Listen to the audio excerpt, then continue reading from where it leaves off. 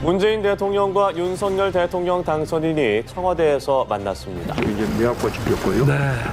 정말 아름답습니다. 제가 옆에서 지켜본 바에 따르면 그야말로 흉금 없이 두 분께서 화기애애하게 대화를 나누셨습니다.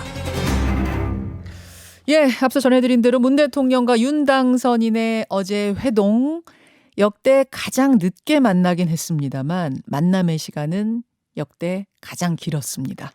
총 171분간의 만남. 여러분은 어떻게 보셨습니까? 여야 정치권의 평가는 어떤지 지금부터 직접 들어보죠. 2부에서는 민주당 윤호중 비대위원장 인터뷰 준비되어 있고요. 지금은 국민의힘 김재원 전 최고위원 연결해 보겠습니다. 김재원 전 최고위원님 안녕하세요. 네, 안녕하세요. 아니 지금 우리 청취자들께서 왜 갑자기 전자를 붙이나 이런 분들이 계실지 모르겠어요. 어제부로 최고위원직 네. 사퇴하신 거예요? 네, 맞습니다. 어제 그 기자회견을 하면서 출마 기자회견을 하면서 네. 더 이상 당에 부담 주지 않기 위해서 최고위원을 사퇴했습니다. 그렇죠. 대구시장 출마를 공식 선언하셨습니다. 네. 예. 자, 이 포부 출사표는 잠시 후에 좀 더 여쭙기로 하고 우선 오늘 가장 큰 이슈는 이제 문윤 회동 이야기일 텐데요. 어제 171시간 동안의 171분간의 만남, 171시간이면 좀 많이 만나시는 거고 171분간의 네. 만남 어떻게 보셨어요? 일단 국민들이 굉장히 안심할 수 있도록 그 대통령 당선인과 현직 대통령께서 비교적 화기애애하게 또 여러 가지 현안을 깊이 있게 서로 의견을 나누셨고 예. 그 결과물에 대해서 왜 그러면 합의사항 내지 결과물이 없느냐 이런 말씀을 하실 수는 있지만 두 분 만남 자체가 정권 이양에 대한 큰 그림을 말씀하시는 것이기 때문에 충분히 의미가 있었다고 생각합니다. 예. 그 배석자 브리핑을 들어보면 장제원 비서실장 브리핑을 들어보면 분위기는 상당히 화기애애했다. 근데 인사권 문제라든지 추경 문제라든지 이렇게 미리 예상됐던 의제들에 대해서는 별다른 대화는 없었던 것 같아요. 사실 대통령 당선인과 현직 대통령이 그런 구체적인 이야기를 다 해가면서 협상한다는 것은 조금 보기 어려운 장면일 수가 있습니다. 실무적으로 부탁할 수 있는 사안들은 실무자들끼리 협의하면 되고요. 네. 대통령께서 어쨌든 그 새로운 대통령 집무실의 위치에 대해서는 윤석열 당선인 측에서 선정할 일이라고 말씀하시고 또 그에 소요되는 예산은 세부적으로 세밀하게 챙겨서 도와주겠다라는 네. 의지를 밝히셨기 때문에 이 네. 문제에 대해서는 모두 일단락이 되었다고 봅니다. 그리고 나머지 문제는 사실 그 사면 문제는 이미 문재인 대통령께서는 고려하지 않는 것으로 외부적으로 의견이 제출되었지 않습니까? 그러니까 또 추가적으로 말씀드리는 것은 그렇게 의미가 없을 수가 있고요. 외부적으로 제출이 됐다는 게 무슨 말씀이실까요? 이명박 전 대통령에 대한 사면은 예. 사실상 고려하지 않는 것으로 분위기가 전달이 되고 있거든요. 그렇습니까? 그러니까 민주당 네. 쪽에서 주장하는 거 말고 청와대 쪽 분위기도 그러한 것으로 국민의힘이나 인수위 쪽으로 좀 전달이 되고 있어요? 근데 이제 민주당에서 그런 이야기 하는 것 자체가 예. 결국은 청와대의 의지가 아닌가 그런 생각이고요. 그 문제에 대해서 더 거론하는 것은 오히려 대통령께서 이명박 대통령에 대해서 사면을 할 것인지 말 것인지를 아직도 대통령을 고유한 권한과 판단으로 결정하실 텐데 또 문제 제기하는 것이 그렇게 좋은 상황이 아니다라고 윤석열 당선인이 판단하셨을 거라고 생각합니다. 그래서 아예 말을 꺼내지조차 않은 것이다. 그것이 오히려 더 전체적으로 이번 회동의 의미를 흐트리지 않기 위해서 아닌가 생각합니다. 만약에 그런 문제까지 거론해서 약간 다른 의견이 나온다면 그 대통령과 대통령 당선인의 만남이 조금 어려운 이야기까지 하는 분위기가 될 테니까 필요한 사안만 좀 말씀하시고 서로 공동의 의견을 만들어내는 것만 해도 충분하다고 저는 예. 생각합니다. 그럼 이번 그 정부에서 MB 사면이 안 된다면 윤석열 당선인이 대통령 돼서 초반에 하시는 건가요? 그 부분은 윤석열 당선인이 앞으로 판단을 하겠지만 어쨌든 윤석열 당선인이 문재인 대통령에게 사면을 요청을 하는 의사가 이미 전달이 공개적으로 되었고 네. 또 민주당의 입을 빌려서 문재인 대통령은 사면하지 않겠다는 의사를 만약에 밝혔다고 보고 실제로 사면이 안 된다면 네. 윤석열 당선인은 아마 자신의 그 의지를 그 다음 단계로 관찰하는 방법으로 가지 않을까 생각합니다. 그렇게 오래 걸릴 일은 아니라고 봅니다. 알겠습니다. 국민의힘 김재원 전 최고위원 만나고 있습니다. 이제 지방선거 얘기를 좀 해보죠. 어제 대구시장 출마 선언. 김 최고가 출마를 하셔서 그런지 유독 대구가 엄청 뜨겁습니다. 과거에는 사실 당내 경선이 그렇게 민감한 사안이 아니었는데 사실 저보다도 대선 주자이신 홍준표 의원께서 출마를 하신다고 하니까 이게 분위기가 달아오르는 것 아닌가 생각합니다. 김재원 최고위원, 홍준표 의원, 권영진 현 시장, 거기다가 유영하 변호사 이름까지 지난주부터 거론이 되고 있어요. 자, 우선 그렇게 여러 명의 이름이 오르내리는데 왜 김재원이어야 하는가 질문드린다면? 이번에 윤석열 당선인을 만들어낸 이번 대선에서 윤석열 후보를 당선시킨 1등 공신은 우리 대구 시민들이라고 생각합니다.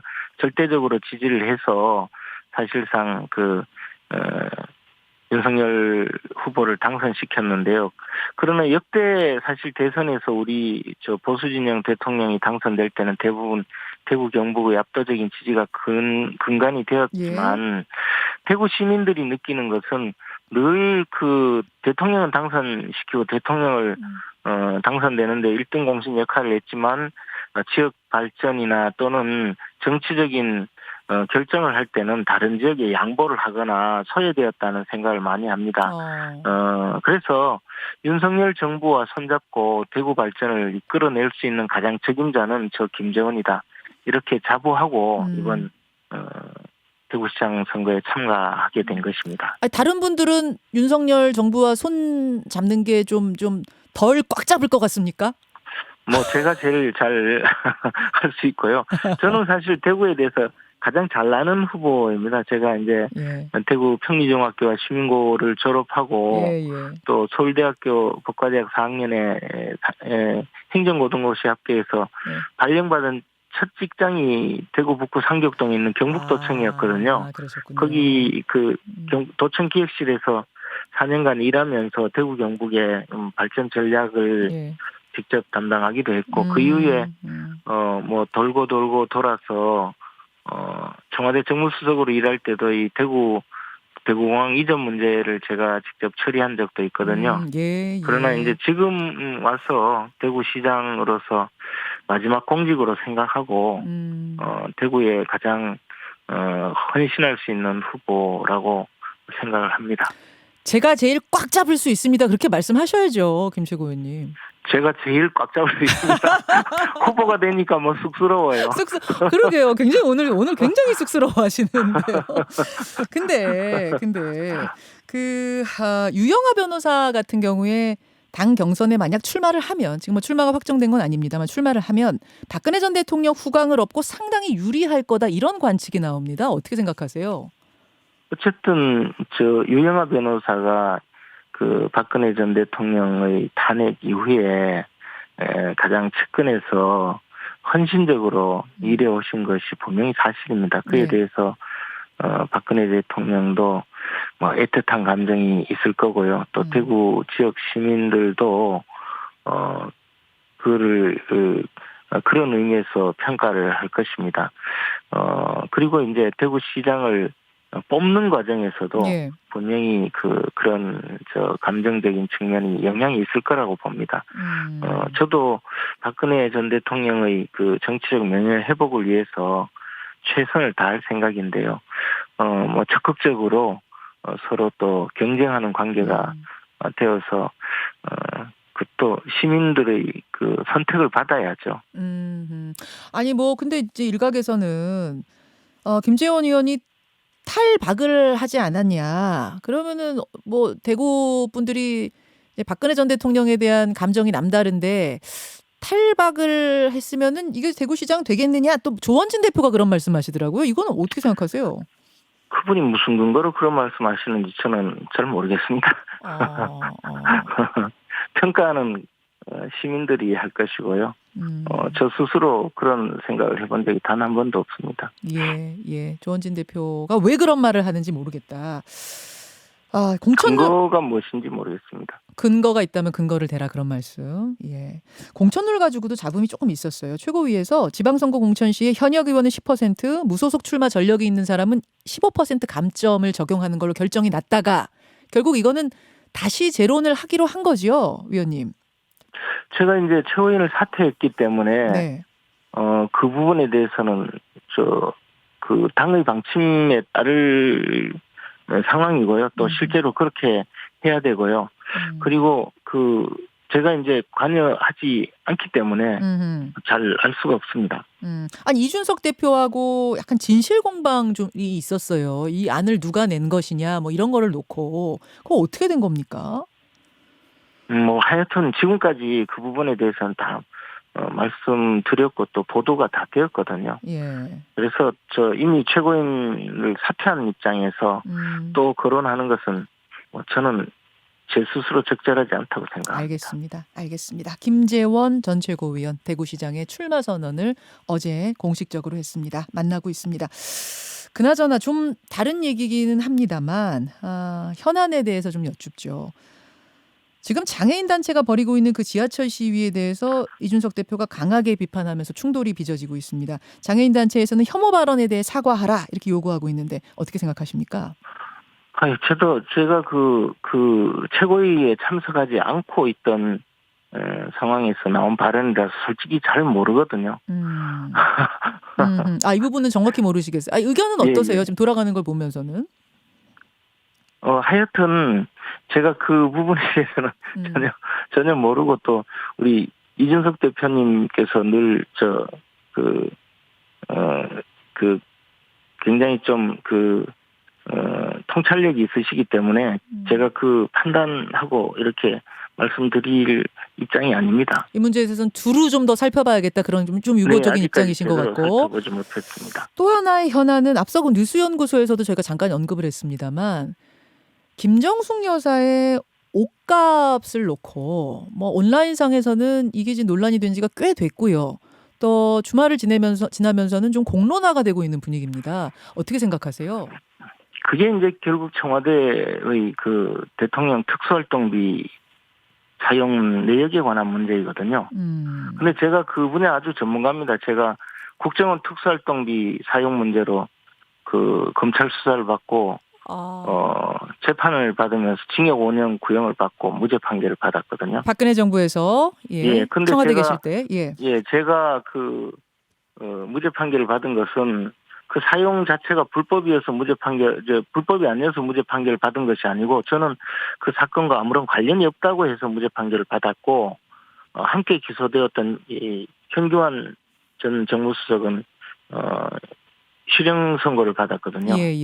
이 국정원 특수활동비는 완전히 대간첩 작전에 사용되는 국가 기밀 중 기밀이고 그것은 외부 공개가 금지되어 있는 사건인데도 검찰에서 수사를 해서 그에 대해서 재판에 넘기고 징역 5년씩 구형을 했는데 이 청와대의 대통령 특수활동비는 공개가 될 수밖에 없는 사안입니다.